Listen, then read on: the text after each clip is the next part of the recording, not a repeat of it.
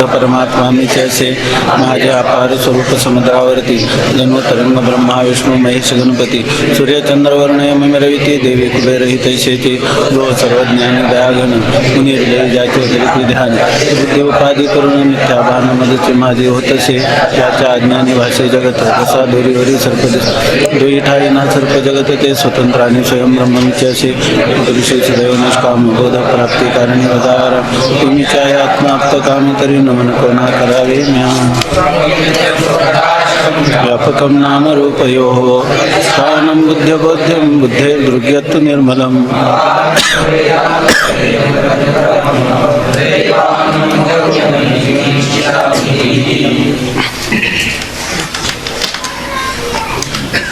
जो आनंद सत्यप्रकाश विभू आणि आधार नामरूपास बुद्धी न जाणे आणि जाणेही त्यास तो अपार शुद्ध परमात्मा मीचे असे माझे अपार स्वरूप समुद्रावरती जणू तरंग ब्रह्मा विष्णू महेश गणपती सूर्य चंद्र वरुण यम मिरविती देवी कुबेरही तैसेची जो सर्वज्ञ आणि दयाघन मुनी हृदयी ज्याचे करीती ध्यान त्याचे बुद्धी उपाधी करून मिथ्या भान मजची माझी होतसे.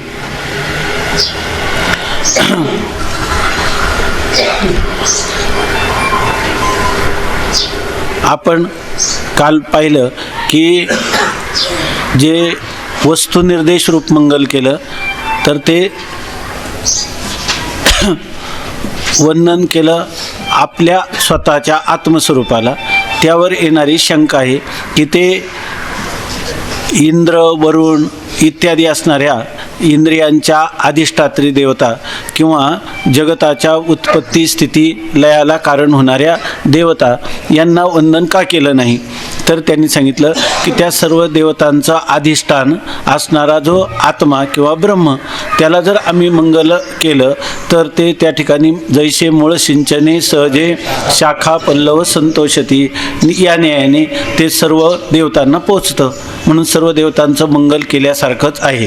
आपल्या आत्मस्वरूपाचं वंदना केली की सर्व देवतांनाही ते वंदन पोचल्यासारखं आहे असं सांगितलं.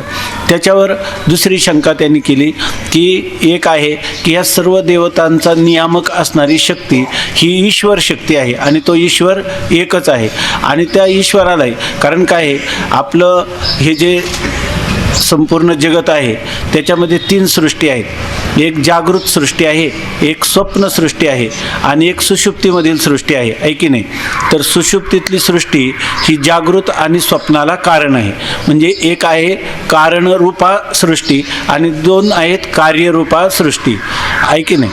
आणि व्यक्तीच्या हे झालं समष्टीच्या दृष्टीनं. व्यष्टीच्या दृष्टीनं म्हणजे एकाच्या दृष्टीनं पाहिलं तर एक जीवात्मा हा सुद्धा काही जागृत स्वप्न आणि सुषुप्ती तीन अवस्थातून जातो. मग त्याच्यामध्ये एक आहे जागृतीचा अभिमान धरणारा, एक स्वप्नाचा अभिमान धरणारा आणि एक सुषुप्ती अवस्थेचा अभिमान धरणारा. जो जागृत अवस्थेचा अभिमानी आहे त्याला म्हणतात विश्व. जागृत अवस्थेचा जो अभिमान धरतो मी जागा आहे की नाही त्याला काय म्हणतात विश्व. जो स्वप्न अवस्थेचा अभिमान धरतो त्याला म्हणतात तैजस आणि जो सुषुप्ती अवस्थेचा अभिमानी आहे त्याला म्हणतात प्राज्ञ. त्याला म्हणतात प्राज्ञ. हे जसं सकळ आपलं व्यष्टी सृष्टीमध्ये आहे तसं समष्टी सृष्टीमध्ये आहे. समष्टी सृष्टीमध्ये संपूर्ण जागृत अवस्थेचा जो अभिमानी त्याला काय म्हणायचं समष्टी जागृतीचा अभिमानी त्याला म्हणतात विराट. समष्टी सूक्ष्म सृष्टीचा म्हणजे समष्टी स्वप्नाचा म्हणजे हे जागृत अवस्था स्थूल आहे हिला काय म्हणतात स्थूल आहे आणि स्वप्नावस्था ही सूक्ष्म आहे की नाही. आणि तिसरी या दोन्हींचं कारण असणारी ती कोणती कारणावस्था तिला काय म्हणतात कारणावस्था. तर व्यष्टीचं आपण पाहिलं विश्व तैजस आणि प्राज्ञ. तसं समष्टी जागृतीचा किंवा समष्टी स्थूलाचा अभिमान धारण करणारं जे आहे त्याला म्हणतात विराट. समष्टी सूक्ष्माचा किंवा समष्टी स्वप्नाचा स्वप्न सृष्टीचा अभिमान धारण करणारा जो आहे त्याला म्हणतात हिरण्य गर्भ आणि समष्टी कारणाचा अभिमान धरणारा त्याला म्हणतात ईश्वर असं म्हणतात. मग समष्टीमध्ये व्यष्टी आहे की नाही समष्टीमध्ये व्यष्टी आहे, पण व्यष्टीमध्ये समष्टी आहे का? नाही. मग जर कोणी समष्टी कोण झाला? ईश्वर, आहे की नाही? तो ईश्वर मूळ कारण आहे. मग आता शंका अशी येते की त्या ईश्वराला वंदन केलं तर त्या सगळ्या देवदेवतांना पोचेल, आहे की नाही? देवदेवतांना प्राप्त होईल. पण व्यष्टीला जर तुम्ही वंदन केलं तर सगळ्यांना ते वंदन जाईल का? जाणार नाही. म्हणून जसं समुद्राचा तरंग आहे, पण तरंगाचा समुद्र आहे का? क्वचन समुद्रो न तारंगा, असं आचार्य म्हणतात. समुद्र हा तरंगाचा नाही, परंतु तरंग जे आहेत ते समुद्राचे आहेत की नाही? त्याप्रमाणे या ठिकाणी शास्त्र संस्काराने सुसंस्कृत असलेल्या अंतःकरणात की जी तुमच्या आमच्या सुद्धा ही शंका येऊ शकते की या ठिकाणी तुम्हाला नमनच करायचं होतं, मंगलाचरणच करायचं होतं, तर ते कोणाला करायला पाहिजे होतं? ईश्वराला वंदन केला असतं तर समष्टी अभिमानी, समष्टी कारण शरीराचा अभिमानी अशा ईश्वराला जर तुम्ही वंदन केलं असतं तर ते सर्व व्यष्टींना, सर्व देवतांना पोचलं असतं. पण तुम्ही वंदन कोणाला केले? तो अपार शुद्ध परमात्मा मीच असे. तुम्ही या आपल्या स्वतःला वंदन केलं, त्यामुळे हे योग्य नाही, अशा प्रकारची शंका येईल, आहे की नाही? मग तुम्ही ध्यान कोणाचं करायला पाहिजे? तर सर्व जे ऋषीमुनी आहेत ते सर्व मननशील अशा प्रकारचे चिंतन किंवा अनुसंधान तत्पर असणारे जे सर्व मुनिगण आहेत, तर ते कोणाचं? ऋषी आहेत. ते सर्व चिंतन कोणाचं करतात? ह्या जगताचं कारण असणारा ईश्वर किंवा संपूर्ण जगताच्या काय समष्टी जगताच्या कारण शरीराचा अभिमानी असणारा जो ईश्वर, त्या ईश्वराचं सर्वजण भजन, सेवा, आराधना करतात. ते सोडून तुम्ही तुमच्या स्वतःचंच वंदन केलं, अशी शंका केली.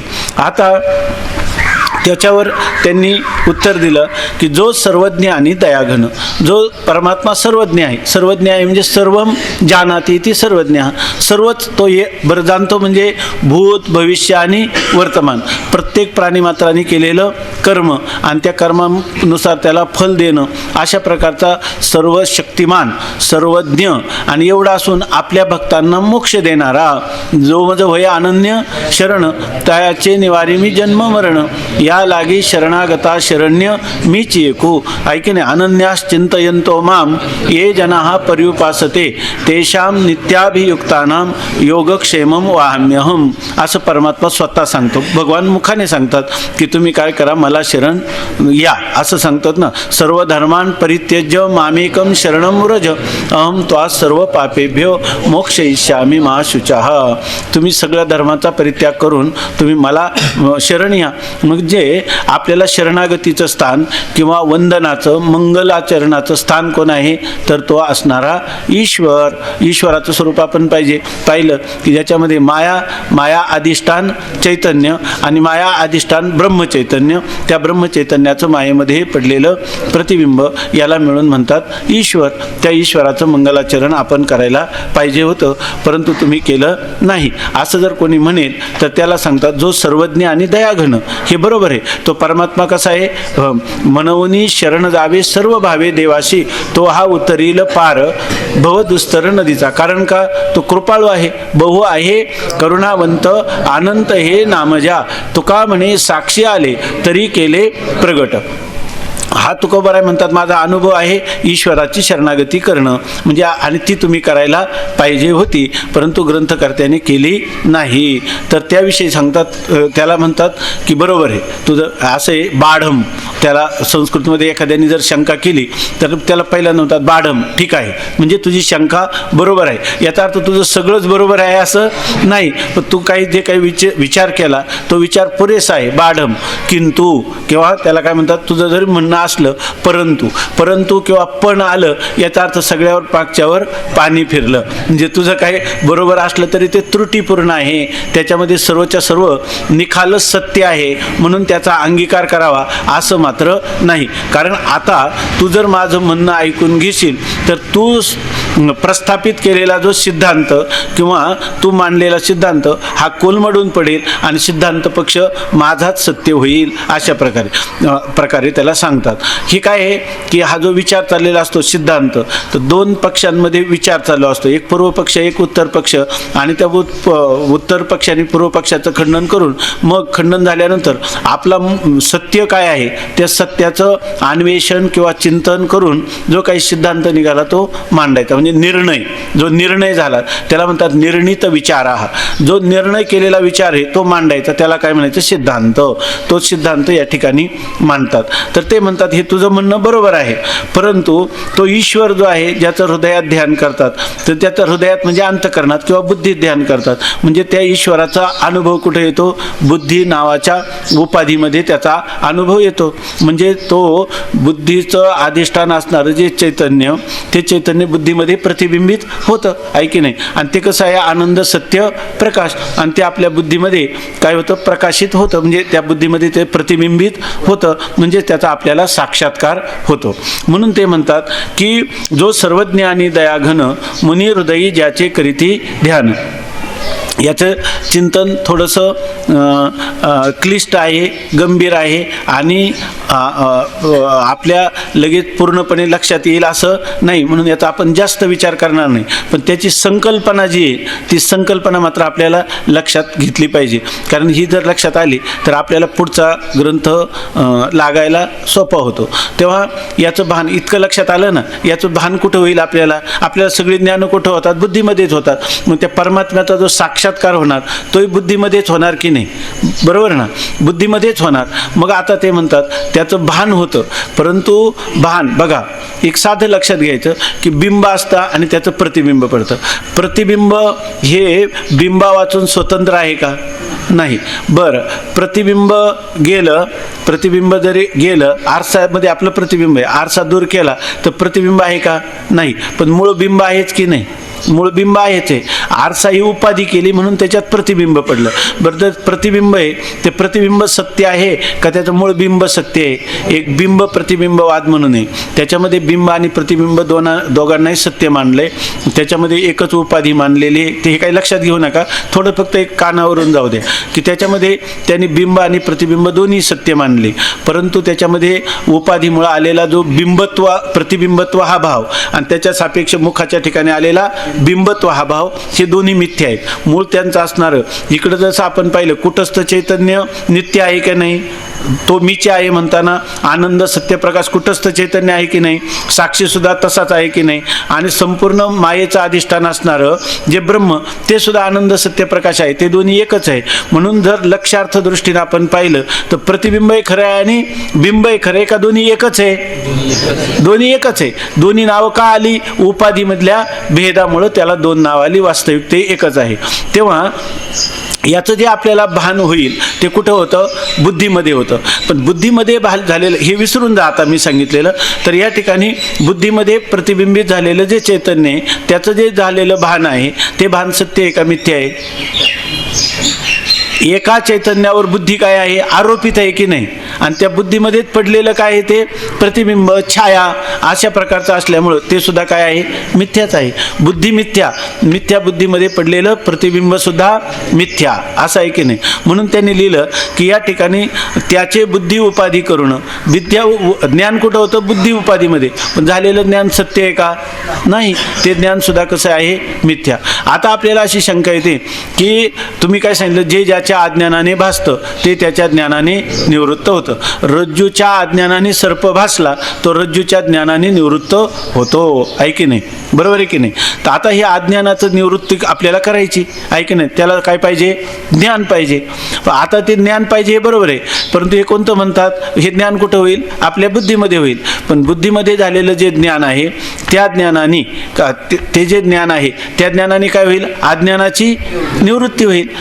आपल्याला असणारं जे मूळ कारण असणारं अज्ञान आहे, या संपूर्ण सृष्टीला मूळ कारण कोण आहे, अज्ञान, आणि त्या अज्ञानाचा परिणाम म्हणून झालेली ही सृष्टी आहे. तेव्हा ह्या जगताची निवृत्ती करायची झाली तर आपल्याला जगताच्या कारणाची निवृत्ती करावी लागेल. मूळ कारण जोपर्यंत आपण कारणाचा नाश झाला नाही तोपर्यंत कार्याची निवृत्ती होणार नाही. जशी मडक्याची एक उतरंड असते आणि त्याच्यावर एकावर एक अनेक मडके ठेवलेले असतात, तर आपल्याला ती उतरंड जर आपल्याला कलंडून द्यायची असेल तर तर त्याच्यासाठी एक एक मडकं कलंडून द्यायची गरज आहे का? खालचं मडकं काढलं की आपोआपच उतरंड त्या ठिकाणी कलंडून जाते. त्याप्रमाणे आपल्याला मूळ कारण असणारं अज्ञान, त्या अज्ञानाची निवृत्ती करायची. आता तुम्ही सांगा की जगामध्ये आपण पाहिलं की सत्य काय आहे? फक्त सत्य तू विठ्ठला.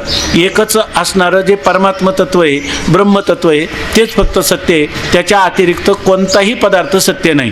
तुकाराम महाराजांनी एकदा म्हटले का, दोनदा म्हटले का, तीनदा म्हटले, त्रिवार सत्य सांगितलं आहे की नाही? सत्यम शिवम सुंदरम त्रिवार सांगितलं की सत्य तू विठ्ठला. कागा हा दाविला जगदाकार. आणि हा जगदाकार कागा दाविला? तर अज्ञानामुळं दाविला, आहे की नाही? अज्ञानामुळं दाविला. पण का दाविला? तर अधिष्ठानाच्या अज्ञानामुळं दाविला. मग आता याची निवृत्ती करायची असलं तर काय करावं लागेल? अधिष्ठानाचं ज्ञान करून घ्यावं लागेल. का दुसरा काही उपाय आहे त्याला? अधिष्ठानाच्या ज्ञाना वाचून आद्यस्थ पदार्थाची कधीच निवृत्ती होणं शक्य नाही. मग आता आपल्या बुद्धीमध्ये झालेलं जे ज्ञान आहे, ते ज्ञान आपल्याला निवृत्ती कोणाची करायची? अज्ञानाची. आणि ज्ञान कशाचं झालं पाहिजे? अधिष्ठानाचं. अधिष्ठाना ब्रह्माचं ज्ञान झालं पाहिजे. परंतु आता एक असं होतं की हे जे म्हणतात हे ज्ञानही काय म्हणतात? मिथ्या आहे. हे ज्ञानसुद्धा काय आहे? मिथ्या आहे असं म्हणतात. आणि ह्या मिथ्या ज्ञानाने काय होईल? जगताची निवृत्ती.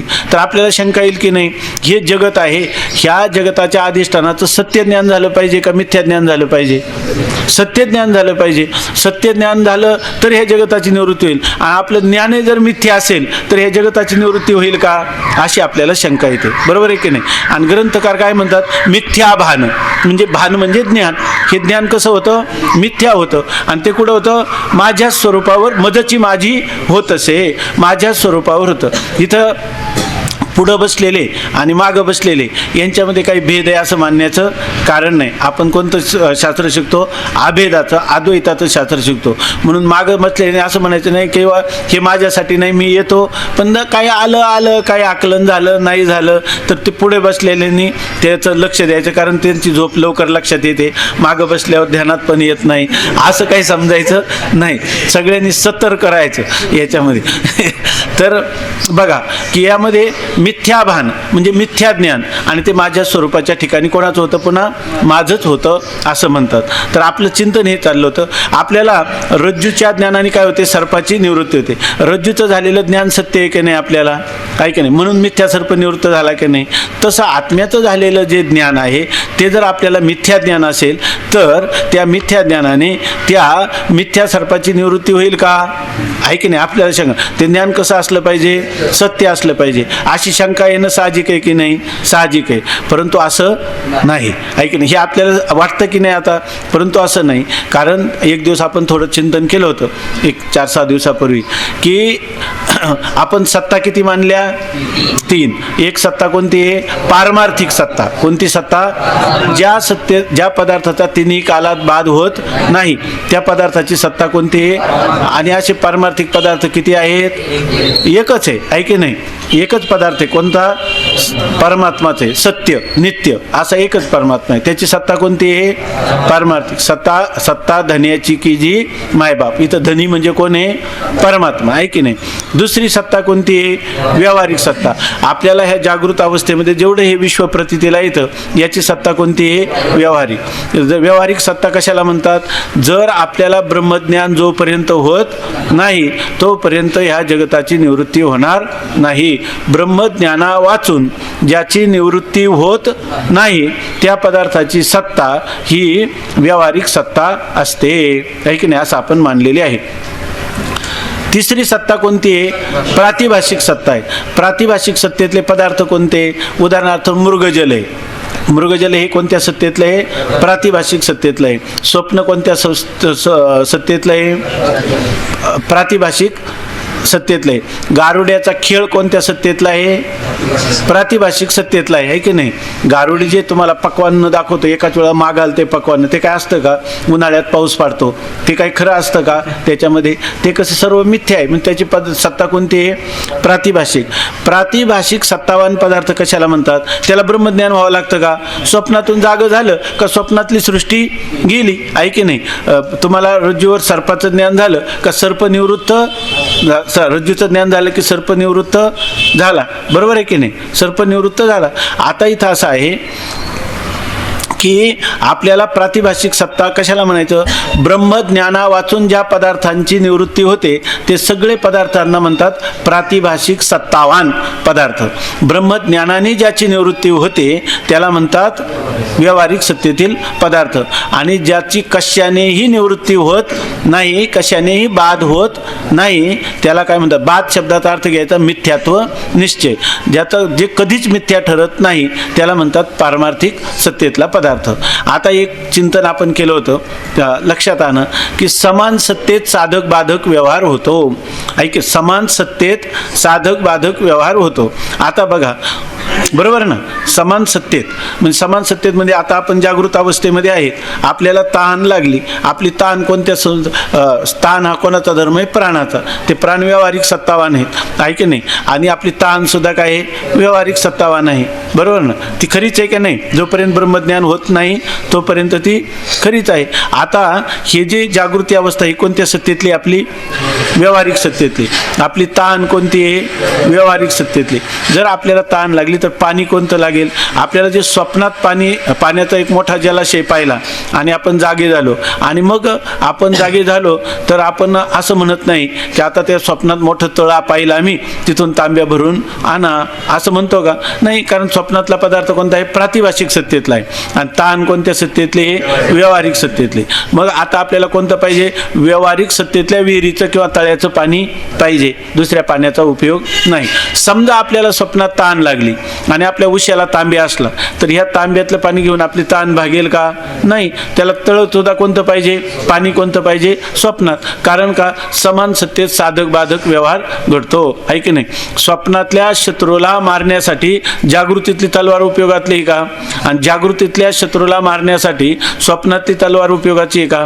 त्या ठिकाणी काय पाहिजे? त्या स्वप्नातल्या सत्तेतला पदार्थ पाहिजे, आहे की नाही? मग हा सिद्धांत झाला ना, समान सत्तेत साधक बाधक व्यवहार होतो, बरोबर आहे ना? ही गोष्ट आपल्याला पटली. आता तुम्हीच बोलले की एकच परमात्माच तेवढा सत्य आहे की नाही? आणि त्या परमात्म्याच्या अज्ञानामुळे आपल्याला जगत भासतं. ते अज्ञान सुद्धा कसं आहे? मिथ्याच आहे की नाही? मग त्या अज्ञान कोणत्या सत्तेतलं आहे? मिथ्या सत्तेतलं आहे, प्रातिभाषिक सत्तेतलं आहे म्हणा तुम्ही, आहे की नाही? आणि हे जगत सुद्धा त्याचं कार्य असणार ते सुद्धा कोणत्या सत्तेतलं आहे? प्रातिभाषिक सत्तेतलं आहे. मग आता तुम्हाला ते अज्ञानाला निवृत्त करणारं जे ज्ञान, त्या ज्ञानाची सत्ता कोणती लागेल? प्रातिभाषिकच लागेल. मग खरं ज्ञान जे असेल त्याने ते निवृत्त होईल. खरं ज्ञान कोणते? ज्ञान हेच खरं आहे, म्हणजे ज्ञान स्वरूप परमात्मा, तो काय जो आनंद सत्य प्रकाश, तो तर मीच आहे. मी आहे तरी जगताचा भ्रम झाला की नाही? पण तो मी कोणता आहे? सामान्य रूपाने का विशेष रूपाने? सामान्य रूपाने. मग सामान्य रूपाने जर ज्ञान असलं आणि विशेष रूपाने अज्ञान असलं तर भ्रम होतो की नाही? का भ्रम तरच होतो? भ्रम तरच होतो. एखाद्या पदार्थाचं सामान्य ज्ञान आणि विशेष स्वरूपाचं अज्ञान असलं तरच भ्रम होतो, एरवी भ्रम होत नाही. इथं रज्जू आहे हे इदम किंचित, इथं काहीतरी आहे असं पडलेलं असलं, असं आपल्याला ज्ञान झालं, आणि हा रज्जूच आहे असं ज्ञान नसलं, म्हणजे सामान्य स्वरूपाचं ज्ञान असलं आणि विशेष स्वरूपाचं अज्ञान असलं तरच आपल्याला रज्जूचा भास होतो. तसं आपल्याला आपलं जे आत्मस्वरूप आहे त्याचं सामान्य स्वरूपाचं ज्ञान आहे की नाही? परंतु त्याचा काय उपयोग आहे का? नाही. विशेष स्वरूपाचं काय आहे? अज्ञान. आणि मग ते विशेष स्वरूपाचं असणार अज्ञानाची सत्ता कोणती आहे? प्रातिभाषिक आहे. आणि त्याला जे ज्ञान निवृत्त करायचं ते सामान्य स्वरूप असणारं जे आत्मा, ज्ञान स्वरूप आत्मा, त्यांनी भ्रम उलट आणखीन होईल का भ्रम जाईल? भ्रम होईल. झाला हा आपला काय स्वतःचा काय आहे? अनुभव आहे की नाही? आणि अनुभवाचा आपलाप करता येत नाही, म्हणजे अनुभवाचा नकार किंवा निषेध किंवा अनुभवाला अनंगीकार आपल्याला कधी करता येत नाही. म्हणून आपल्याला भ्रम होते, हे आपला स्वतःचा अनुभव आहे की नाही? मग सामान्य स्वरूपाचं ज्ञान उपयोगाचं आहे का विशेष स्वरूपाचं ज्ञान उपयोगाचं आहे? विशेष स्वरूपाचं ज्ञान उपयोगाचं आहे. मग आणि कशासाठी उपयोगाचं आहे? त्या अज्ञानाचा नाश करण्यासाठी. अज्ञान कोणत्या सत्तेतलं आहे? प्रातिभाषिक सत्तेतलं आहे. मग मग अज्ञानाचा नाश करणारं ज्ञान ते कोणत्या सत्तेतलं लागेल तुम्हाला? कोणत्या सत्तेतलं लागेल? तुम्ही घाबरता काय? आता हे एक सिद्धांत झाला की नाही, समान सत्तेत साधक बाधक व्यवहार होतो. सत्ता समान घ्यावा लागेल की नाही? मग अज्ञानाची सत्ता तुम्ही पारमार्थिक मानता का? नाही मानत, आहे की नाही? त्याला व्यावहारिक म्हणा किंवा प्रातिभाषिक सत्तावा नाही, तर त्याच्या ठिकाणी त्याच्या निवृत्तीचं सुद्धा काय लागेल? मिथ्या असणाऱ्या अज्ञानाची निवृत्ती करण्यासाठी त्याचं जे काही ज्ञान आहे ते ज्ञान सुद्धा कसं लागेल? त्याच्या विरोधी असणारं ज्ञान ते सुद्धा. स्वप्नामध्ये आपल्याला जर अंधारात आपण सापडला असेल तर प्रकाश कोणता लागेल? स्वप्नातला लागेल, प्रातिभाषिक लागेल, आहे की नाही? जागृतीतला प्रकाश उपयोगाचा आहे का? नाही. काही उपयोगाचा आहे का? आणि जागृतीमध्ये जर आपल्याला अंधकार असेल तर त्याचं निवर्तक काय लागेल? जागृतीला पोषक अशाच प्रकारचा प्रकाश लागेल, सूर्य किंवा दीपादिकांचा, आहे की नाही? बरोबर ना? त्याचाच उपयोग होईल का दुसऱ्याचा होईल? होणार नाही. मग खरं सांगा, आता हे जे ज्ञान आहे, हे जे ज्ञान, त्या अज्ञानाचं निवर्तक म्हणजे त्या अज्ञानाची निवृत्ती करणारं ते कोणत्या सत्तेतलं लागेल? पर अगदी निश्चित झालं ना, याच्याबद्दल काही संशय नाही ना. मग आता जर आम्ही असं म्हणलं, त्या जो सर्वज्ञ आणि दया घन मुनी हृदयी ज्याचे करीती ध्यान, पण आम्हाला वाटतं की ते मुनी काय करतात? भावना करतात, ध्यान करतात. पण आम्ही ध्यान करणारे का तत्वाचा शोध घ्यायला निघालो? का सत्यान्वेषण करायला निघालो? सत्याचा शोध करायला निघालो. मग ते सत्याचा शोध विचाराने होतो का ध्यानाने होतो? विचाराने होतो, आहे की नाही? विचारात जायते बोधा, या ठिकाणी विचार करायला निघालो. कोणता विचार? आत्मा काय आणि अनात्मा काय, सत्य काय आणि मिथ्या काय, बरोबर ना? आणि हे अज्ञान काय ठरलं? मिथ्या. मग त्याचं निवर्तक ज्ञान सुद्धा काय लागेल आम्हाला? मिथ्या. आम्ही आता ध्यान करतो का विचाराला प्रवृत्त झालो? विचाराला प्रवृत्त झालो. आम्ही आता भावनाशील आहे का विचारशील आहे? विचार. जो उपासक असतो तो काय असतो? भावनाशील असतो. जोपर्यंत त्याच्यासमोर असते शिला, कोणती? त्याला काय म्हणतो? नर्मदा. नर्मदा, त्याला नर्मदेश्वर म्हणून करतो. किंवा कोणती शिला? शालिग्राम शिला. आणि त्याच्यावर म्हणतो विष्णू चतुर्भुज मूर्तीचं. आता तो काय करतो? ध्यान करतो. ज्यावेळेला त्याचं ध्यान थांबतं, ध्यानातून त्याचं उत्थान होतं, त्यावेळेला त्याच्यासमोर काय दिसते? पुन्हा शिळा. भावना केली की आहे, नाही केली की नाही, असं आहे. आणि विचाराने जर एखाद्या गोष्टीचं ज्ञान झालं तर त्याचं पुन्हा पुन्हा आवृत्ती करावं लागते काय? आवृत्ती करा. हे पुस्तक आहे, हे आपल्याला प्रत्यक्ष प्रमाणाने ज्ञान झालं. आता हे पुस्तक आहे, हे पुस्तक आहे, हे घट नाही, हे घट नाही, असं करावं लागतं का? हे झालं ज्ञान. तसं आम्हाला ब्रह्माचं काय पाहिजे? ज्ञान पाहिजे, आहे की नाही? विचाराच्या द्वारा काय होतं? ज्ञान होतं. ते एकदा आम्हाला ज्ञान झालं तर आता त्याची आवृत्ती करावी लागेल का? अहम ब्रह्मास्मी, अहम ब्रह्मास्मी, सोहम सोहम, अहम सहा, हे सुद्धा करायची गरज नाही. जो कोणी ध्यान करतो तो सारखा सहा अहम अहम सहा. काल सांगितलं ना, ओतप्रोत चिंतन. एकदा काय म्हणायचं? मीच ब्रह्मन. दुसऱ्यांदा काय म्हणायचं? ब्रह्मच मी. हे ध्यान आहे. हे ध्यान आहे का? हे ज्ञान आहे. ज्ञानादी जर तुम्हाला झालं असेल तर ध्यान करायची गरज नाही. आणि ज्ञान नसलं झालं तर तुम्हाला ध्यान करणं भाग आहे, बरोबर आहे की नाही? मग अशा वेळेला आपल्याला जर ज्ञान व्हायला पाहिजे, त्या ज्ञानाने अज्ञानाची निवृत्ती होईल. आणि ते अज्ञान आहे प्रातिभाषिक सत्तावान, आणि त्याचं निवृत्तीचं साधन असणारं ज्ञान ते कसं लागेल? प्रातिभाषिकच पाहिजे, आहे की नाही? मग ते कुठं होणार? बुद्धी कशी आहे? मिथ्या. आणि मिथ्या बुद्धीमध्ये सोहम अहम ब्रह्मास्मी हे तुम्हाला काय होईल?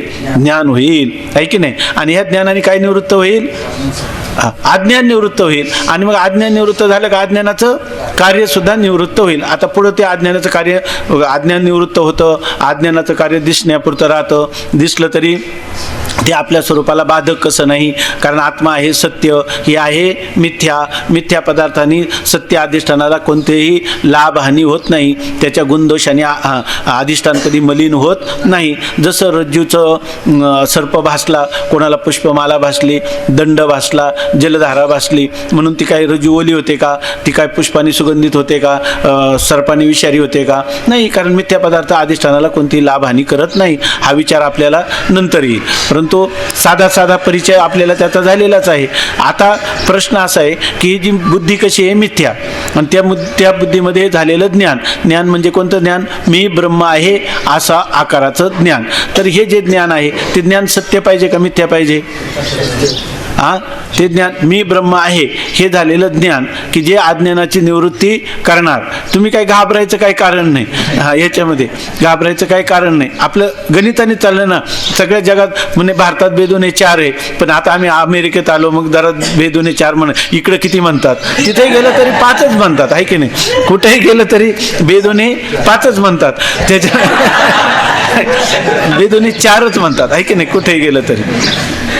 तर आता हे जे मी ब्रह्म आहे हे झालेलं ज्ञान सत्य आहे का मिथ्या आहे? हा, ज्यांना मिथ्या वाटतं ते हात वर करा. हा, ज्यांना मी ब्रह्म आहे हे ज्ञान मिथ्याच आहे असं वाटतं ते बंद करा. कारण तुम्हाला सिद्धांत खरा कळला किंवा पटला का? आपलं काल काय ठरलं की कळलं कधी केव्हा म्हणायचं, पटलं तर कळलं, आहे की नाही. आणि पटलं कधी म्हणायचं काय? बरं तुम्ही लवकर इतक्या विसरून गेलं. ही काय रामायणाची कथा आहे का?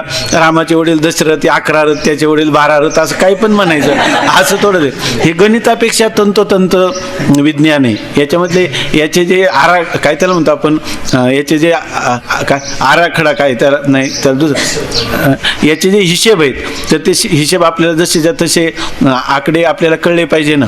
असं म्हणून जर केलं मग याचा अर्थ हे सगळं फुकटच जाईल ना. मग आपलं ती काही रामायणातली कथा आहे का? थोडंफार इकडं तिकडं झालं तर चालतंय, काही डुलक्या खाल्ल्या काही हे केलं. याला एकदम सावध होऊनच आपल्याला सिद्धांतच कळले पाहिजे ना. मग आता तुम्ही इतक्या वेळ कशालाही हो म्हणलं तर काय होतं, त्या वेडीला सासरण माहेर दोन्ही काय असतं सारखं. सत्य तर सत्य, मिथ्या तर मिथ्या, आहे की नाही. असं थोडं याच्यात. आता तुम्ही परत मी सांगतो, तुम्ही जोपर्यंत सांगणार नाही त्याचं आपल्या बुद्धीवर हा सिद्धांत आरूढ होणार नाही तोपर्यंत काय केलं पाहिजे, अनेकदा त्याचा विचार केला पाहिजे. हे गेल्या वर्षी एक कॉम्प्युटर इंजिनियर आहे आपल्या पुण्याचे, रिटायर झालेले, मोठे सात्विक आहे ते एकदम. तर ते एकदा आले तर त्यांनी विचारसागराची शिडी आहे ना आपल्या पाठाची ती नेली आणि ते म्हणले 1 वर्ष झाले मी 16 पाठ ऐकतोय, त्याच्यात 22 पाठ आहे वाटतं मंगलाचरणाचे. तर ते म्हणजे 16 पाठाच्या पुढे काय मी जातच नाही. मग मी त्यांना म्हटलं की मग तुम्ही असं करा काका, हे 22 पाठ सोडून द्या आणि इथपासून सुरू करा. तुम्ही कुठपासून, विचारसागर म्हणजे काय, इथून सुरुवात करा आणि ते पाठ 4था तरंग झाला की मग ऐका. म्हटलं हे तुम्हाला थोडं कठीण वाटत असेल तर आता नका ऐकू. ते म्हणे मग तुम्ही सांगितले कशा? ज्या अर्थी तुम्ही सांगितले त्या अर्थी मी आता हेच ऐकणार म्हणे.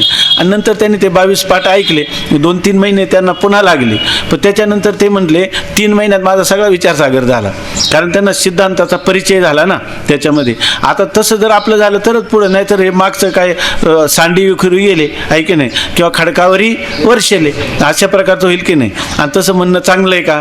ते आपल्या बुद्धीला एक प्रकारचं लांछन आहे का नाही, आपला कमीपणा आहे का नाही त्याच्यामध्ये. तर तसं तर आपण नाहीत, आहे की नाही.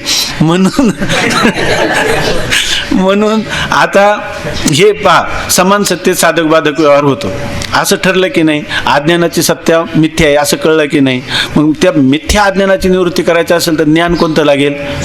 मिथ्याच लागेल. आता तुम्ही सांगा की ह्या अज्ञानाची निवृत्ती करणारं जे ज्ञान, तर अज्ञानाची सत्ता जर प्रातिभाषिक असेल तर त्या ज्ञानाची सत्ता सुद्धा कशी लागेल? प्रातिभाषिक लागेल. मग त्या प्रातिभाषिक झालेल्या ज्ञानाने, त्या भासमान ज्ञानाने तुमचं भासमान असणारं अज्ञान, आता सगळे सांगा, अज्ञान निवृत्त होईल का? एकाच वेळेला मोठ्याने हो किंवा नाही म्हणा. हा, निश्चित होईल ना. मग आता बुद्धीमध्ये जे ज्ञान होतं ते मिथ्या भान, मजची माझी, माझ्याच अधिष्ठानात, कोणाचं? माझंच होणारं ज्ञान, पण ते ज्ञान कसं आहे? मिथ्या आहे असं सांगतात. मग आता या ठिकाणी आपली, चांगलं लक्षात घ्या, आपली जी विचाराची दिशा चाललेली ती योग्य आहे की नाही? ग्रंथकर्त्याचं जे नमन आहे ते म्हणतात, ते असं नाही म्हणत का ज्ञान सुद्धा काय आहे? सत्य आहे. ते ज्ञान सुद्धा काय आहे? मिथ्याच आहे.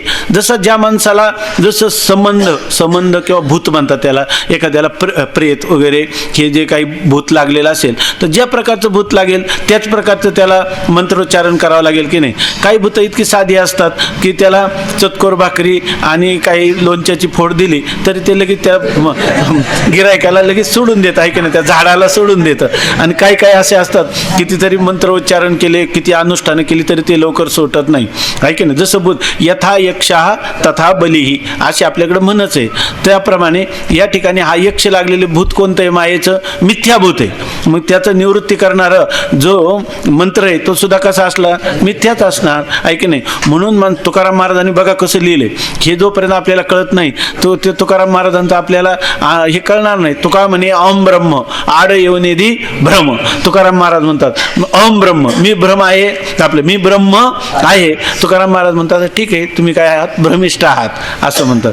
ज्याच्यासाठी आपण सर्व एवढा आटापिटा करतो, उटारेटा करतो, त्या ज्ञानाला काय म्हणतात, ते भ्रमज्ञान म्हणतात. तुका म्हणे अहम ब्रह्म आड येऊनेदी भ्रम. भ्रम म्हणजे मिथ्या ज्ञान आहे. मग तुकाराम महाराज सुद्धा याला मिथ्याच म्हणतात की नाही, मी ब्रह्म आहे. परंतु हे कसं आहे, आता तुम्हाला मी देह आहे अशा प्रकारचा अज्ञानामुळे काय झालेलं आहे, भ्रम आहे. त्याचं निवर्तक ज्ञान कोणतं आहे, मी ब्रह्म आहे, हे सुद्धा कसं आहे, मिथ्याच आहे. आता तुम्ही काय म्हणाल की मग मिथ्या आहे, पण तुम्ही नमन कोणाला केलं, तुम्हाला स्वतःला केलं. हे नमन कोणाला करायला पाहिजे होतं की परमात्म्याला, माया ब्रह्मचैतन्याला, नाही ईश्वराला केलं तुम्ही, नाही ईश्वराला केलं तरी कोणाला करायला पाहिजे, मायेचं अधिष्ठान असणारं व्यापक चैतन्य जे ब्रह्मचैतन्य आहे त्यांना सोडलं. मी म्हणजे केवळ ह्या अंतःकरणाचं अधिष्ठान चैतन्य, कुटस्थ चैतन्य, त्यालाच तुम्ही फार तर नमन केलं, आहे की नाही. नाही तुमच्या जीवाला उद्देशून केलं, तुमची परिच्छिन्न उपाधीला केलं तरी सुद्धा तुमची परिच्छिन्न उपाधीचं अधिष्ठान सुद्धा काय आहे, परिच्छिन्नच आहे. अंतःकरण अधिष्ठान चैतन्याला काय म्हणतात, कुटस्थ चैतन्य, साक्षी चैतन्य, प्रत्येगात्मा, आत्मचैतन्य, अशीच त्याची नाव आहेत की नाही. आणि तुम्ही कोणाला केलं, मीची आहे, म्हणजे तुमच्या प्रत्येगात्म्याला वंदन केलं की नाही. नाही ईश्वराला करू द्या, पण ब्रह्मचैतन्याला तरी वंदन करायला पाहिजे होतं की नाही, परंतु तुम्ही केलेलं नाही. तर ते म्हणतात जो सर्वज्ञ आणि दयाघन मुनिहृदयी ज्याचे करीती ध्यान, त्या ईश्वराचं तुम्ही करायला पाहिजे होतं पण केलं नाही. बरं केलं नाही तर नाही, ईश्वराच्या अधिष्ठानाला तरी तुम्ही वंदन करायला पाहिजे होतं. ते केलं कोणाला, तुम्ही स्वतःला हे वंदन केलं असं वाटेल. बरोबर आहे ना. आता पुन्हा इथपर्यंत ठीक आहे ना. आता पुन्हा लक्षात घ्या की असं जर आक्षेप घेणं बरोबर आहे की नाही, बरोबर आहे. ते म्हणतात अहो चांगलं लक्षात घ्या, ते म्हणतात अहो तुम्ही म्हणता ते ठीक आहे, बाढम तुमचंही म्हणणं बरोबर आहे, परंतु मी मला नमन केलं खरं, परंतु मला नमन केलं, ते नमन कसं केलं मी, आपण पाठीमागं पाहिलं एक वाच्य काय वाच्यार्थाने जाणे, वाच्यार्थाने आणि लक्ष्यार्थाने जाणे. आता ब्रह्मचैतन्याचा लक्ष्यार्थ जो आहे तोच साक्षी चैतन्याचा किंवा आत्मचैतन्याचा लक्ष्यार्थ आहे का. ब्रह्मचैतन्याचा लक्ष्यार्थ, त्या लक्ष्यार्थ कोण आहे, ब्रह्मचैतन्य. त्या ब्रह्मचैतन्याचं जे स्वरूप आहे तेच स्वरूप साक्ष चैतन्याचं आहे का. कोणतं स्वरूप आहे, जो आनंद सत्य प्रकाश विभो आणि आधार नाम रूपास, बुद्धी न जाणे आणि जाणेही त्यास, तो अपार शुद्ध परमात्मा मीचे असे. सुखम नित्यम स्वप्रकाशम व्यापकम नामरूपयो अधिष्ठानम बुद्ध्यबोध्यम बुद्धेर दृग्यत्तु निर्मलम अपारम सर्व वेदांत वेद्यम प्रत्येगात्मा परम महा. असं केलं ना तुम्ही, हे बरोबर आहे ना. मग ते लक्षार्थाने जे कुटस्थ चैतन्याचं लक्षण आहे तेच ब्रह्मचैतन्याचं लक्षण आहे की नाही. लक्षण म्हणजे स्वरूप का, त्याच्यामध्ये बदल आहे का, उपाधीमुळं एकाच प्रत्येगात्म्याला त्या ठिकाणी, एकाच प्रत्येगात्म्याला म्हणजे एकाच चैतन्याला या ठिकाणी प्रत्येगात्मा किंवा कुटस्थ चैतन्य आणि ब्रह्मचैतन्य नाव आली.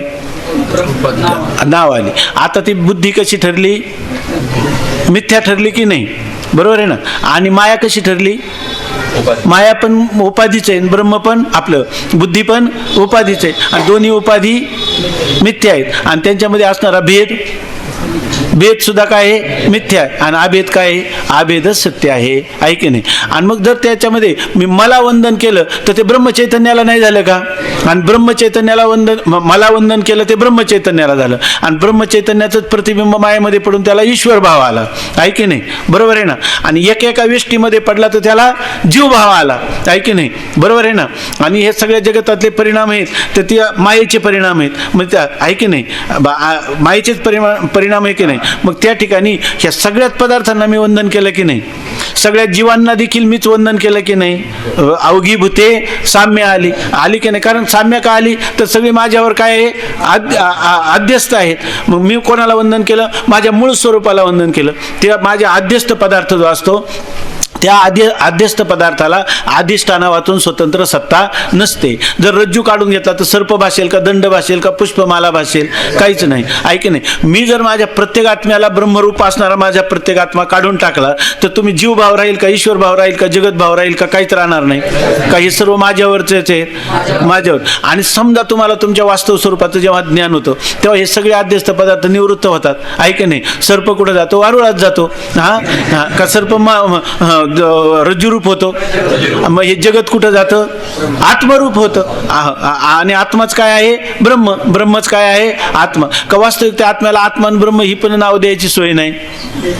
मग तुम्हाला ही नावं तुमच्या समजुतीसाठी दिली की नाही. आणि तुम्ही समजुतीसाठी आम्ही त्याला ईश्वर म्हटलं, समजुतीसाठी जीव म्हटलं, समजुतीसाठी त्याला अधिष्ठान म्हटलं.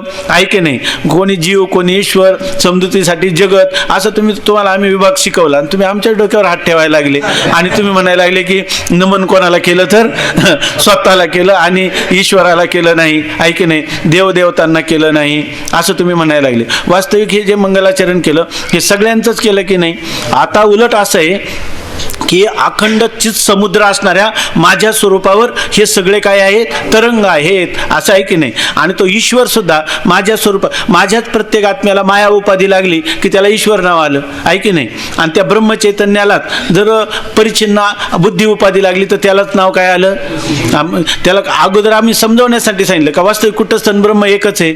मग जर तुम्ही म्हणले ब्रह्मचैतन्याला बुद्धी उपाधी लागली तर जीवभाव येतो, चुकीचं आहे का, बरोबर आहे. आहे की नाही. तुम्ही म्हणले कुटस्थ चैतन्याला माया उपाधी लागली तर त्याला ईश्वर भाव येतो, बरोबर आहे की नाही, बरोबर आहे. हे सगळ्या ठिकाणी लिहिलेलं नसतं आपल्याला हिशेब समजण्यासाठी.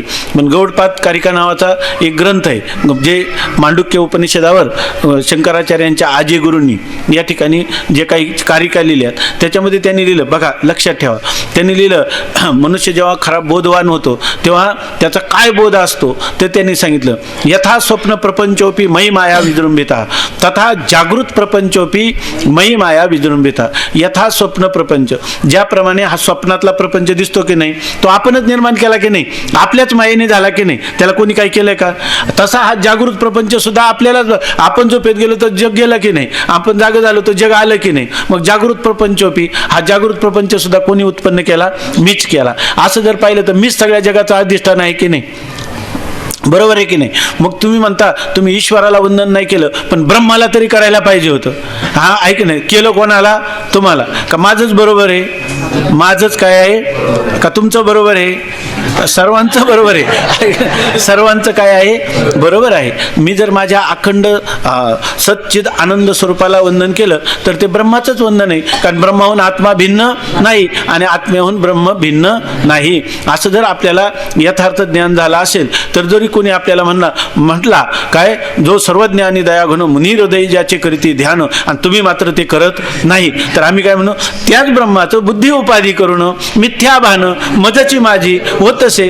माझा नमस्कार काय ते म्हणतात ना, दिव्या दिव्या दीपत्कार, आणि माझा नमस्कार सर्व देवांना. आहे की नाही. सगळा नमस्कार कोणाला झाला, सगळ्या देवांना झालाच की नाही. ते लहान मुलं सुद्धा म्हणतात आपल्या संस्कृतीमध्ये बघा की ते माझा नमस्कार सर्व देवांना, असं लहान मुलं पण शिकतात म्हणतात ते. पण त्याचा अर्थ आपण सांगून देत नाही ना, त्यामुळे त्यांना हे ब्रह्मज्ञान लवकर होत नाही. त्यांना त्याच वेळेला हे सांगितलं तर ते लहानपणीच म्हणतील काय नाही, काय बैसोनी खोळी शुकर आहे गर्भी आंधळा, अशा प्रकारची स्थिती आहे. तर सांगतात आता ही ओवीचं झालं का अर्थ, जो सर्वज्ञ आणि दया घन मुनी हृदयी ज्याचे करीती ध्यान त्याचे बुद्धी उपाधी करून मिथ्या भान मजची माझी होतसे, असं झालं. ऐके नाही, ठीक आहे ना. आता पुढची ओळी पाहायला हरकत नाही ना. काल दादांना विचारलं, म्हणलं जास्त पाल्लाळिक झालं का. दादा काय म्हटले, तसं जास्त पाल्लाळिक नाही म्हणे, पण आता पुढे घ्या म्हणे. जास्त पाल्लाळिक नाही पण आता पुढे, आज जशी एक ओळी घेतली दादा काय म्हणे, एक ओळी जरी झाली ना आता मग असं पुढे घ्या म्हटले. आता ज्याच्या अज्ञाने भाषे जगत, जसा दोरीवरी सर्प दिसत, परी दोही ठाईना सर्प जगत, ते स्वतंत्र आणि स्वयं ब्रह्म मीचे असे. ठीक आहे, वाचू ना. आता ज्याच्या अज्ञाने भाषे जगत, ज्याच्या अज्ञानाने जगत भासतं, जसा दोरीवरी सर्प दिसत. आता हे चिंतन आपलं होऊन गेलं त्यामुळे एवढं काही तुम्हाला अवघड वाटणार नाही. जसा दोरीवरी सर्प दिसत. जसा दोरीवरी सर्प का दिसत, तर दोरीच्या आज्ञाने त्या ठिकाणी सर्प दिसत.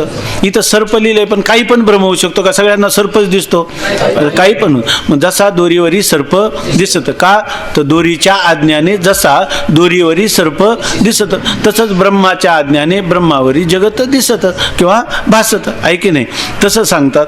परी दोही ठाई ना सर्प जगत. परंतु दोन्ही ठिकाणी, रज्जूच्या ठिकाणी जगत नाही आणि रज्जूच्या ठिकाणी सर्प नाही आणि ब्रह्माच्या ठिकाणी जगत नाही.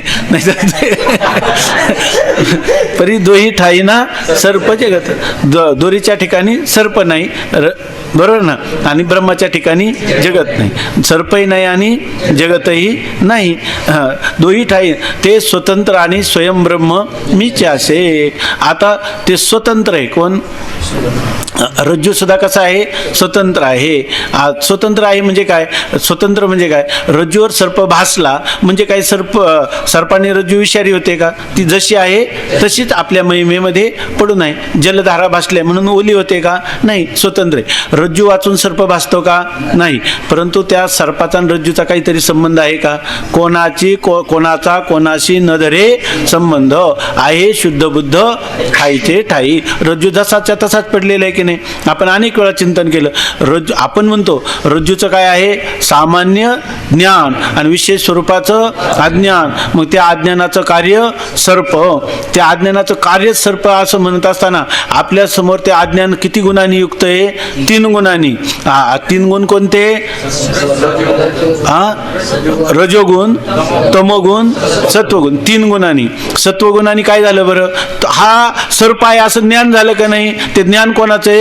अज्ञानाच्या सत्वगुणाचा परिणाम आहे. तो सर्प हालताना इकडेच ह्याच दिशेने येतो, अशी हालचाल दिसते. ती क्रिया कोणाची आहे? अज्ञानाच्या रजोगुणाची. रजोगुणाची. आणि तो सर्प नावाचा पदार्थ उत्पन्न झाला की नाही? तो या अज्ञानामुळे झाला की नाही? ते अज्ञान तो सर्प कोणाचं कार्य आहे? अज्ञानाच्या तमोगुणाचं कार्य आहे, असं आपण पाहिलं की नाही आतापर्यंत? बरोबर. म्हणजे रज्जूच्या सामान्य स्वरूपाचं ज्ञान आणि विशेष स्वरूपाच्या अज्ञान याच्यामुळे आपल्याला सर्प भासतो. त्यापैकी त्या सर्पाची क्रिया अज्ञानाच्या,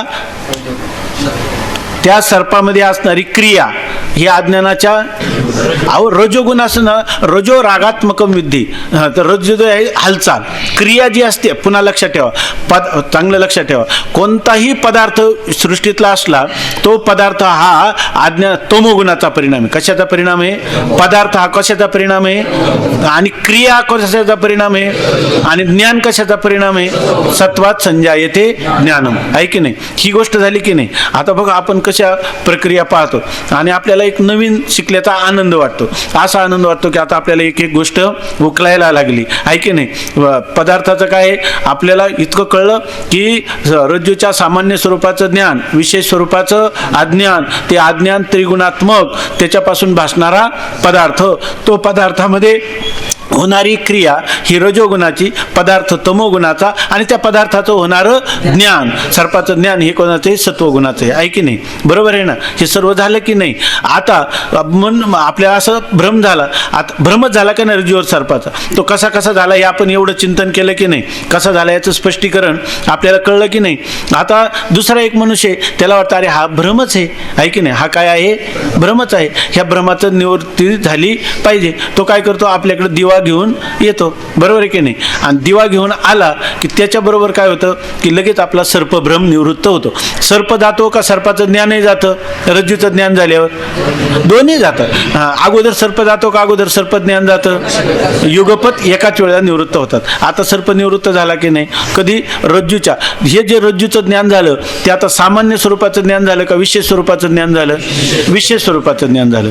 जे ज्याच्या अज्ञानाने भासतं ते त्याच्या ज्ञानाने निवृत्त होतं. असं आपलं कायमचं वेदांतातली एक प्रक्रिया किंवा सिद्धांत आपलं ठरवून गेलेला आहे. ही गोष्टी घडल्या की नाही आपल्याला? आता रज्जूचं ज्ञान झालं, सर्पाची निवृत्ती झाली.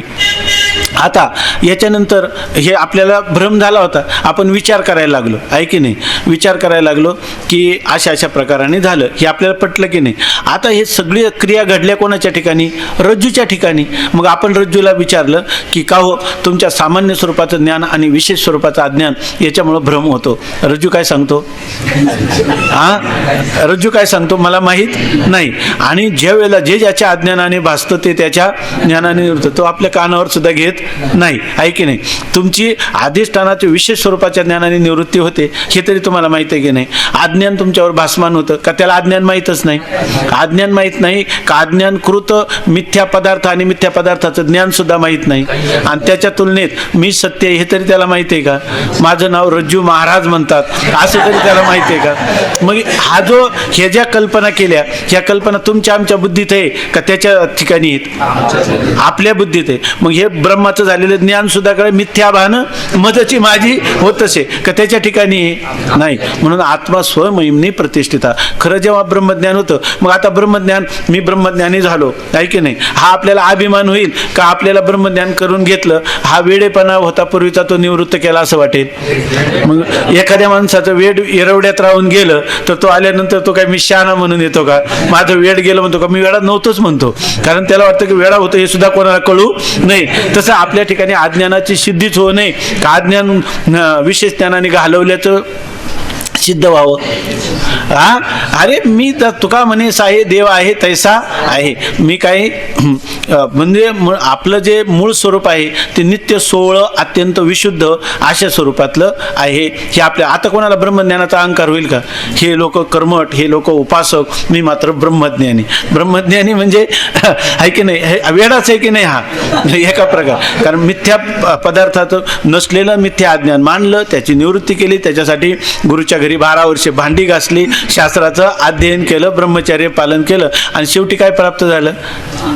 अज्ञानाची निवृत्ती केली का स्वरूपाची प्राप्ती केली का? स्वरूप नित्य प्राप्तच होतं, नित्य प्राप्त होतं. पाणी प्राप्त केलं म्हणणं बरे का? शेवळाची निवृत्ती केली का पाणी प्राप्तच होतं? तसं आपलं स्वरूप प्राप्तच होतं. म्हणून त्याला कधी अभिमान वाटत नाही. जोपर्यंत ब्रह्मज्ञानाची खूण आहे की मी ब्रह्मज्ञानी असं वाटत असेल तोपर्यंत समजायचं का ब्रह्मज्ञान झालं नाही. म्हणून तुम्ही ब्रह्मज्ञानी आहात का असा अखंडानंद स्वामींना प्रश्न विचारला. त्यांनी सांगितलं मी मुळीच ब्रह्मज्ञानी नाही, मी ब्रह्म आहे. मी कोण आहे?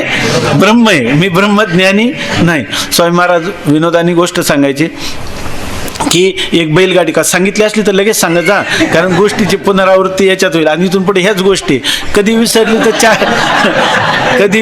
तर 4-2 महिन्याने आपण पुनरावृत्ती केली तर ठीक आहे, पण आठवड्याला तुम्ही जर शांत बसले तर तुमचं विस्मरण हे काय होतं? वक्त्याचं भांडवल होतं. तर तसं नाही करायचं. तर स्वामी महाराज सांगत होते की एक संन्यासी महात्मा सोहमबोधामध्ये रम्मान होऊन चालला होता. समोरून एक बैलगाडीवाला येत होता. हा इकडून चालला, तो हा चालला, अहम ब्रह्मास्मी ब्रह्माहमस्मी असं म्हणत चालला. सोहम अहम सहा असं म्हणत चालला. तो आपल्या रंगामध्ये महात्मा चालला होता. समोरून बैलगाडीवाला येत होता. त्या बैलगाडीवाल्याने पाहिलं, त्याला वाटलं हा मनुष्य काय, आता ते बैलगाडीच्या धुऱ्यात त्याच्या लागायची वेळ आली. मग त्याला वाटलं की आता हा अंगावर येतोय आपल्या, याला काही इजा होईल संन्यासी महात्म्याला. म्हणून त्यांनी काय झालं, गाडीमध्ये स्वतः उभा राहिला. मी गाडीवान आलो आहे असं म्हटल्यावर हा मनुष्य भानावर आला. ते म्हणलं अरे वेड्या, गाडी जोडलेली आहे, बैल आहे, तू गाडीवर बसलेला आहे, तर तू गाडीवान काय म्हणायची गरज आहे का? मला दिसत नाही का म्हणे. तसं मग तो म्हटला मी जर गाडीवान नाही सांगण्याची गरज नाही तर तू ब्रह्म हे सांगण्याची गरज आहे का? तू ब्रह्म हे सांगण्याची सुद्धा गरज नाही, कारण मिथ्या भानमदची माझी होत असे. हे सगळं घडतं कसं? तर ज्याच्या आज्ञाने भाषे जगत, जसा दोरीवरी सर्प दिसत परत दोही ठाई. त्याच्या ठिकाणी तो सर्प कसा आहे? स्वतंत्र आहे म्हणजे काय सांगायचं, तो सर्प कसा आहे? स्वतंत्र आहे ना. आणि रज्जू परतंत्र आहे. तसं आहे की नाही का? रज्जू स्वतंत्र आहे, ज्याचा दुसऱ्याच्या उत्पत्ती स्थिती लयाचा त्याच्यावर काही सर्प उत्पन्न झाला, रज्जूवर परिणाम झाला. सर्प काही काळ भ्रमकालात राहिला, त्याच्यावर परिणाम झाला आहे की नाही. ज्यावेळेला त्या सर्प लीन झाला तुम्ही म्हणतात, अजून एक प्रक्रिया झालीच होती. पुन्हा सांगतो, आता हे जे आपण बोलतो आध्यस्थ पदार्थाची निवृत्ती झाली, ही निवृत्ती कुठं होते? अधिष्ठानात होते का कुठं? वेगळ्या ठिकाणी होते. कारण तुम्ही म्हणाल त्यांनी एक विचारसागर दर्पणमध्ये काही चिंतन केले की ते म्हणतात निवृत्ती होती, तुम्ही अधिष्ठानात होते, अधिष्ठानात होते असं का म्हणतात? दुसरी कुठंतरी वारुळात गेला म्हणा, आहे का नाही? काय म्हणायला काय हरकत आहे? अधिष्ठानातच होते असा वेदांताचा आग्रह का, असं ते म्हणतात. तर त्याचं कारण त्यांचं खरं सांगा, आतापर्यंत चिंतन केलं, तुमचा जो अधिष्ठान आत्मा आहे किंवा कुटस्थ चैतन्य आहे, साक्षी चैतन्य आहे, ते साक्षी चैतन्य ब्रह्मरूप आहे का नाही? व्यापक आहे की नाही? आणि व्यापक पदार्थामध्ये दुसरा पदार्थ असतो का? व्यापक पदार्थामध्ये दुसरा पदार्थच राहत नाही. दुसरा पदार्थच नाही, त्याला निवृत्तीला स्थान कोण आहे? त्याच्यासाठी त्यांनी लिहिले एक काव्य आहे काहीतरी, पण माझ्या मीराबाईचं एक पद आहे, जाज का पंछी फेर फेर जाज परावे. जहाज आगात समुद्र आहे की नाही, व्यापक, आणि त्या समुद्रावर बोट चालली, त्या बोटीमध्ये एक पक्षी आहे, बरोबर ना? आणि त्या पक्षी उडाला, तो म्हणला मला बोटीवर बसायचं नाही. आता तो फिरणार आणि सगळ्या आकाशात भरारी मारून थकणार का नाही? थकला तर तो विश्रांतीला कुठे येणार? पाण्यामध्ये येणार, आहे की नाही? का बोटीवरच येणार? तसं आता आपण हा विचाराचा एवढा मोठा विस्तार केला आणि विस्तार करून करून थकलो, तो सर्प निवृत्त झाला, तर तो येईल कुठे बसायला? अधिष्ठान आत्मेच्याच ठिकाणी येईल की नाही? मग तुम्ही वारुळात गेला म्हणणं चांगलं आहे का रज्जुरूप झाला म्हणणं चांगले? बरं, रज्जुरूप झाला तुमच्या म्हणण्याने, तो रज्जुरूप झाल्याने त्याचा विषारीपणा त्याला लागेल का? का तो नाहीच असं ठरणे?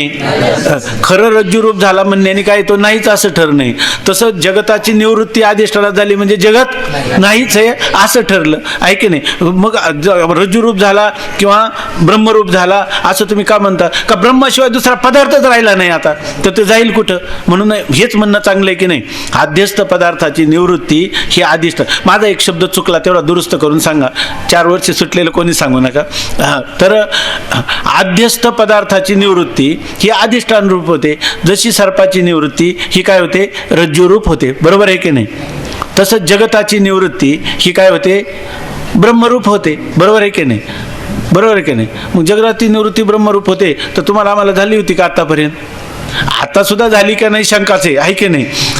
का म्हणतो आपण फक्त मुखाने? मग हा सिद्धांत जर कळत, याच्यामध्ये एक कंसामध्ये एक शब्द टाका बरं, मुख्य. आद्यस्थ पदार्थाची निवृत्ती अधिष्ठान रूप होते असं मी म्हणतो, याच्यामध्ये काय चुकीचं आहे? एक शब्द अजून टाकायला पाहिजे, मग तुमचा सिद्धांत बरोबर आहे. आत्यंतिक निवृत्ती होते, पण अधिष्ठान रूप होते असं कसं कसं म्हणता तुम्ही? वा, तर हे सर्वात महत्वाचं. अधिष्ठानाचं ज्ञान झालं तर होईल. अधिष्ठानाचं कोणतं ज्ञान झालं तर सामान्य का विशेष ज्ञान? विशेष ज्ञान. मग आता आपला सिद्धांत बरोबर करायची झाली प्रक्रिया, तर काय म्हणायचं? अधिष्ठान ज्ञानानंतर काय? अधिष्ठान ज्ञानानंतर आद्यस्थ पदार्थाची होणारी निवृत्ती ही अधिष्ठान रूप असते. काय म्हणायचं सांगा बरं?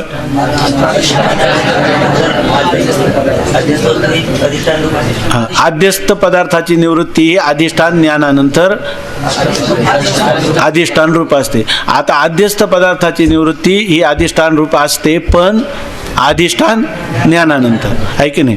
म्हणजे महत्वाचा शब्द आहे की नाही? मग तो आपल्या लक्षात घेतला पाहिजे. कारण अगोदर जर आद्यस्थ पदार्थाची निवृत्ती अधिष्ठान रूप होते म्हणलं तर पदार्थ आद्यस्थ, मग अधिष्ठानाचे सगळ्यांना ज्ञान वाचून व्हायला पाहिजे की नाही? होते का? नाही. म्हणून अधिष्ठान ज्ञान वाचून हे पद जे आहे हे महत्वाचं आहे की नाही? बरोबर आहे ना? एवढं आपलं झालं की नाही? आता मग आता बघा, ज्याच्या अज्ञाने भाषे जगत, जसा दोरीवरी सर्प दिसत. परी दोई ठाई. दोई ठाई म्हणजे दोरीच्या ठाई आणि ब्रह्माच्या, जगताच्या ब्रह्माच्या ठाई. दोई ठाई म्हणजे दोरीच्या ठाई ना सर्प ना ब्रह्माच्या ठाई जगत, आहे का नाही? असं स्वतंत्र असणार, म्हणजे ज्याच्यावर ते स्वतंत्र आहे की नाही? आणि स्वतंत्र आहे म्हणजे त्याचा कोणावर परिणाम होत नाही. परिणाम होत नाही असं तत्व कोणतं आहे? ते स्वयं, ते स्वतः मीच आहे. हे सगळं कोण आहे? स्वतः मीच आहे. ज्या मला मी मंगलाचरण केलं तो कोण आहे? मीच आहे. स्वयं ब्रह्म मीच असे. मी कुटस्थ परिच्छिन्न आत्मा आहे का व्यापक ब्रह्म आहे? का त्या व्यापक ब्रह्माला दुसरं नाव आत्मा आहे? का आत्म्यालाच व्यापक ब्रह्म म्हणतात? मग ते स्वयं ब्रह्म कोण असे? माझ्याहून भिन्न असे की मीचे असे? आणि मग जर मला मंगलाचरण केलं तर माझं काय बिघडलं काय?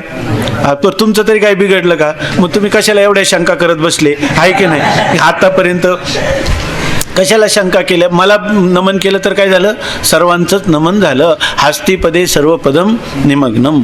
म्हणून म्हणतात ज्याच्या अज्ञाने भाषे जगत, जसा दोरीवरी सर्प दिसत, परी दोई ठाई ना सर्प जगत, ते स्वतंत्र. अजून या स्वतंत्र शब्दात याच्यामध्ये परिभाषा आपल्या सर्वलक्षण संग्रहामध्ये काहीतरी थोडासा एक वेगळा अर्थ आहे, काय आता पाहिला नाही आणि आठवत नाही, जर उद्या पाहून आठवलं तर सांगतो. ते स्वतंत्र आणि स्वयं, त्याचा आशय हाच आहे, परंतु आणखी काही परिभाषा केलेली. ते स्वतंत्र हा सर्वतंत्र स्वतंत्र मधुसूदन सरस्वती. हा बरोबर. त्याच्यामध्ये सर्वतंत्र स्वतंत्र असं मधुसूदन सरस्वतींना म्हणतात. तंत्र शब्दाचा अर्थ आहे शास्त्र. सर्वतंत्र म्हणजे सर्व शास्त्र, सर्व शास्त्रांचा सिद्धांत सांगायचा, पण तो सिद्धांत शास्त्राची प्रक्रिया न घेता तर वेगळ्या पद्धतीनं पण तोच सिद्धांत शास्त्राच्या अविरोधी प्रतिपादन करणं, याला म्हणतात सर्वतंत्र स्वतंत्र. आणि ज्याची बुद्धी अशी असते असे असणारे मधुसूदन सरस्वती. त्यांचं वर्णन केलेलं आहे मधुसूदन सरस्वतींचं. काय?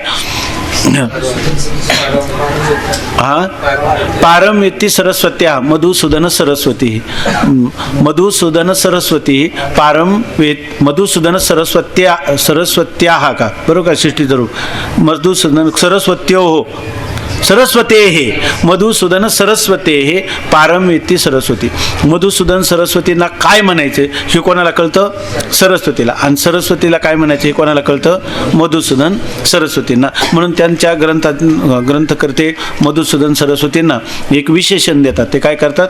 सर्वतंत्र स्वतंत्र, शास्त्राच्या अविरोधी परंतु आपल्या स्वतःच्या प्रतिभेतून उत्पन्न झालेल्या प्रक्रिया त्या ठिकाणी सांगतात. तसं हे स्वतंत्र स्वतंत्र या ठिकाणी याचा अर्थ ज्याच्यावर बाह्य अध्यस्त पदार्थांचा काही परिणाम होत नाही. आणि अशी वस्तू आहे ती कशी? स्वयं. आणि ब्रह्म शब्द बृह धातूचा अर्थ व्यापक. असं व्यापक तत्व कोण आहे? मीचे असे. आणि त्या व्यापक तत्वाला मी जर वंदन केलं तर त्याच्यात माझं काही चूक आहे का? त्याच्यामध्ये काही विरोध आहे का? काही का हेच वास्तव आहे का? हेच करायला पाहिजे होतं? काही सगळे द्वैती आचार्य हे करत नाही म्हणून दयनीय आहेत, दयनीय आहेत असं खरं म्हणता का? ते स्वतंत्र आणि स्वयंब्रह्म मीचे असे. त्याच्यावर सांगतात पुण्यपुरुषी सदैव निष्काम, बोधप्राप्ती कारणे भजावा राम. तो मीचे आहे आत्मा आप्तकाम, तरी नमन कोणा करावे म्या. उद्या पाहू. पुंडलिक वरदा हरिठ श्री ज्ञानदेव तुकाराम ज्ञानेश्वर महाराज की जय. जर या ठिकाणी मधुकरीची कोणाची हे होत असेल, गैरसोय होत असेल तर इथं मधुकरी कोणाला पाहिजे असलं तर हे का मधुकरी म्हणजे जागा आहेत. दुसरी गोष्ट, हे जे पाठामध्ये आपण विचारसागरानंतर सगळे बरेचसे जण निघून जातात तर कधी कधी मधुकरी 11ची आहे किंवा 10:30ची आहे म्हणून जर कोणाला अडचण असेल तर ते सांगा, ते या पाळीमध्ये पण येऊ शकतात. दुसरी गोष्ट, मधुकरी कोणाला मित्राला सांगून जर ते आणून ठेवत असतील किंवा तुमच्यासाठी ठेवत असतील तर विनाकारण पाठ बुडवू नये अशी आमची आपल्याला विनवणी आहे. आणि इतकं काय हे सोपं नाही की जाऊ द्या आता 1 तास बसलं सकाळपासून 2 तास आणि जायचं, हे काही वेळ पुन्हा पुन्हा येत असते असं नाही. अजून भाष्याला सुरुवात झालेली नाही, तेव्हा भाष्य सुरू होईल आता 1-2 दिवसात. तर त्याच्यामध्ये जर कोणाची अडचण असली आणि ज्याला त्या मधुकरीच्या नावाखाली जायचंच आहे की नाही तर त्यांनी विचारसागरात बसण्याचे उपकार केले असे समजून आपण त्याला वंदन करू. पुंडलिक वरदा हरिठ श्री ज्ञानदेव तुकाराम ज्ञानेश्वर महाराज की जय. सांग म्हणा आपण.